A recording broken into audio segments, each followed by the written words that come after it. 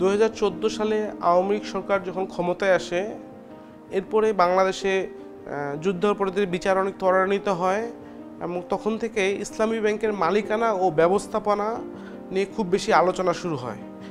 কারণ ইসলামী ব্যাংকের উদ্যোক্তারা অনেকেই জামাত ইসলামী রাজনীতির সঙ্গে যুক্ত ছিলেন এবং এই কারণে তখন ব্যাংকটিকে জামাত মুক্ত করার উদ্যোগ নেওয়া হয়। 17 সালের 5 জানুয়ারি ভোরে ইসলামী ব্যাংকের তৎকালীন চেয়ারম্যান, ভাইস চেয়ারম্যান ও ব্যবস্থাপনা পরিচালককে বাংলাদেশের সামরিক গোয়েন্দা সংস্থার কর্মকর্তারা তাদের বাসা থেকে তুলে নিয়ে যায়। এরপর তাদের কাছে জোরপূর্বক এক ধরনের পদত্যাগপত্রে স্বাক্ষর করে নেওয়া হয়। সেই পদত্যাগপত্রটি আগে থেকেই তৈরি করা ছিল, যা শুধুমাত্র তখন তাদের কাছে স্বাক্ষর নেওয়া হয়।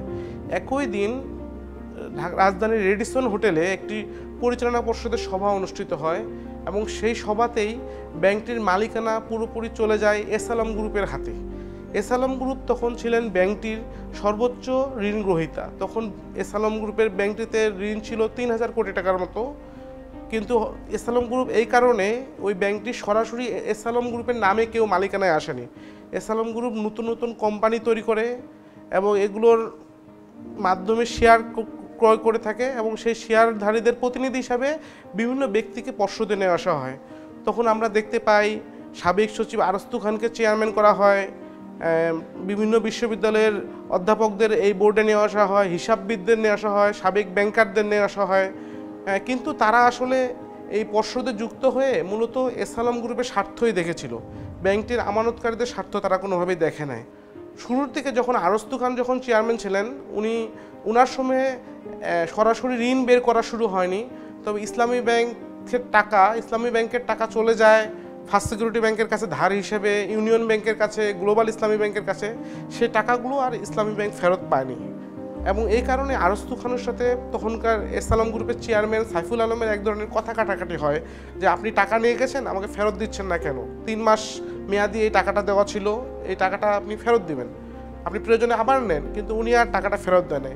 এরপরে উনি আরস্তু খান সাহেব পদত্যাগ করে চলে যান। ওনাকে সরকারের উচ্চ পর্যায় থেকে তখন এই দায়িত্ব নিতে বলা হয়েছিল।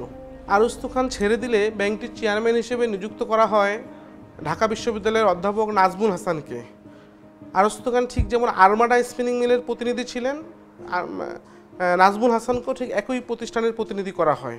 আরমাডা স্পিনিং মিল এসআলম গ্রুপের একটি প্রতিষ্ঠান, কিন্তু আরমাডা স্পিনিং মিলের মালিকানায় এসআলম গ্রুপের পরিবারের সদস্যরা কেউ নেই। এখানে বিভিন্ন ছলে বলে কৌশলে অনেক ক্ষেত্রে পটিয়া বিভিন্ন ব্যক্তিকে কোম্পানিগুলোর মালিকানা রাখা হয়েছে, তাদের বিভিন্ন কর্মচারীদের আত্মীয় স্বজনকে রাখা হয়েছে, অনেক ক্ষেত্রে কর্মচারীদেরও রাখা হয়েছে। ফলে সরাসরি এই কোম্পানিগুলোর মালিক যে এসআলম গ্রুপ সেটা কিন্তু বের করা যায় না।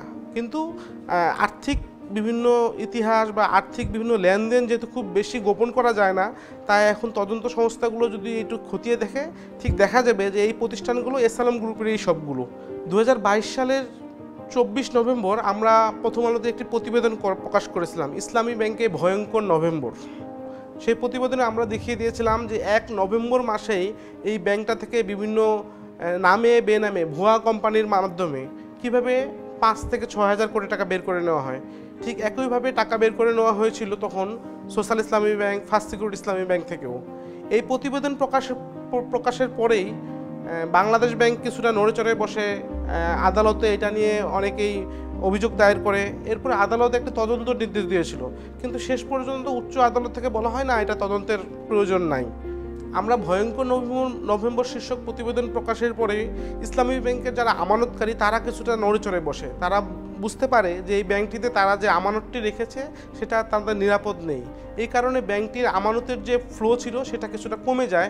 এরপরে ব্যাংকটা একটা তারল্য সংকটের মধ্যে পড়ে যায়। কিন্তু এসআলম গ্রুপের নামে বেনামে টাকা উত্তোলন কিন্তু শেষ হয়ে যায়নি। তারা ইসলামী ব্যাংকের শুধু আমানতের টাকাই নেয় নাই, যারা চাকরি করে তাদের যে প্রভিডেন্ট ফান্ডের টাকা সেই টাকাও তারা তুলে নিয়েছে।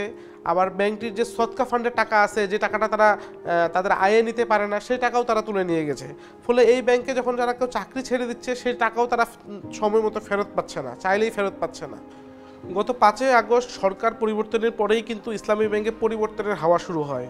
ঠিক পরের দিন থেকেই ইসলামী ব্যাংকের কর্মীরা চাঙ্গা হয়ে ওঠে এবং এসআলমের বিরুদ্ধে প্রতিবাদ মুখর হয়ে ওঠে। ব্যাংকটির সামনে তারা কয়েকদিন ধরে সমাবেশ করে বিভিন্ন এসালমের বিচার চায়, তাদের পরিবারের সদস্যদের বিচার চায়, এসালমের পক্ষে যারা যেসব কর্মকর্তা উচ্চ পর্যায়ের কাজ করেছেন তাদের ব্যাংকে প্রবেশ করতে বাধা দেয় এবং ইতিমধ্যে তাদের অনেককে বরখাস্ত করা হয়েছে ব্যাংকটি থেকে।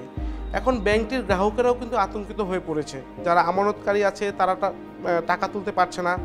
এর মধ্যে বাংলাদেশ ব্যাংকটির পরিচালনা পর্ষদ ভেঙে দিয়েছে। বাংলাদেশ ব্যাংক পরিচালনা পর্ষদ ভেঙে দিয়েছে, কিন্তু ইসলামী ব্যাংকে যে এসালমের 80,000 কোটি টাকার মতো ঋণ রয়েছে, এটা একটা বিরাট বোঝা। এই টাকাটা সহজে ফেরত আসবে কিনা সেটা নিয়ে সন্দেহ রয়েছে। আবার 10,000-এর মতো পটিয়ার কর্মীকে তারা ব্যাংকটিতে নিয়োগ দিয়ে রেখেছে, যারা তাদের জন্য বোঝা হয়ে থাকবে। এখন আমানতকারীদের সামনে টাকা ফেরত পেতে কতটা ভোগান্তির শিকার হবে এটা সময় বেঁধে দিবে। তবে একটা বিষয় নিশ্চিত করা যায় যে ব্যাংকটি আর খারাপ হবে না।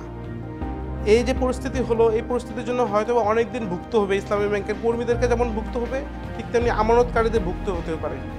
সামনের দিনে নিশ্চয়ই সরকারগুলো সিদ্ধান্ত নেবে যে কোনো একটি আর্থিক প্রতিষ্ঠানকে রাজনৈতিক তকমা দিয়ে মালিকানা পরিবর্তন, ব্যবস্থাপনায় পরিবর্তন করলে পরিণতি কী হয়, বাংলাদেশের অর্থনীতি কোথায় গিয়ে দাঁড়ায়, ইসলামী ব্যাংক থেকে এটা শিক্ষা নেওয়ার বিষয় আছে।